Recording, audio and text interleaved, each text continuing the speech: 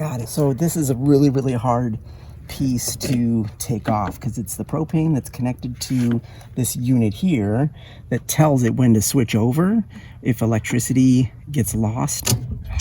There it goes. So this lovely cap here will then terminate the propane line. And you just gotta screwy-dooey in it.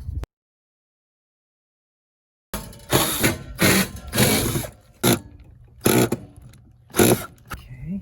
There are screws on the inside as well.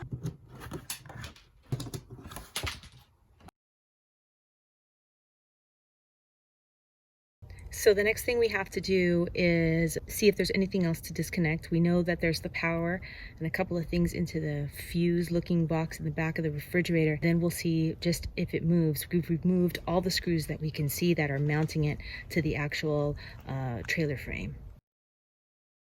Everything is disconnected at this point. Tony noticed this like insulation on part of the metal frame that needs to slide out with the refrigerator. So we're gonna just hack away a little bit at that so it'll free that piece up. This is very rubbery. So these are awesome if you're like us, living tiny or, you know, travel trailer. It's great because this is actually an amazing knife. Description will be below.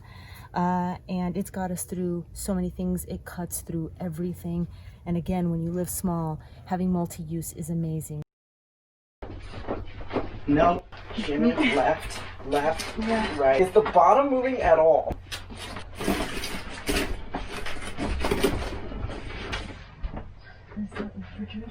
The bottom of the fridge, we're able to lean it forward, but it's like getting stuck down here and not budging. We've just breached, and now it looks like we're gonna be able to get this thing out of here.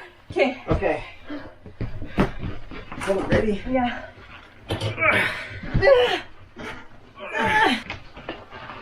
We're so close. Okay, let me push. Ready? Yes! Yes!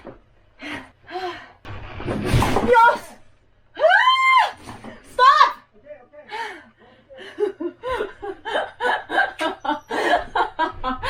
Oh my God! It's all happening. It's all happening. It's a girl! Woohoo! Gotta warm it up. Ready? And down. All right, so the fridge is out. This is what the cavity looks like from the outside. Taking out the fiberglass. The refrigerator we purchased is slightly taller than the RV refrigerator that we were provided with. There's like a separate little decorative piece we will not need. I've gone ahead and loosened those. And we're gonna take this out to give us the appropriate cavity space. We're probably going to cut a little bit into here as well. We just need to measure out. We're gonna put insulation in as well. Now I am measuring and cutting the foam board. So we're tightening up the propane plug because we want to make sure that it does not leak at all. So we're going to tighten it up, turn on the propane, spray it with some soapy water, see if there's any leaks, and then we should be good to go. Oh my gosh, it's insulated! What a difference, as you can see, from what we had from the manufacturer. It's getting there. We've got some space. We're gonna work on trimming it out. But other than that, man, this thing is ready to get.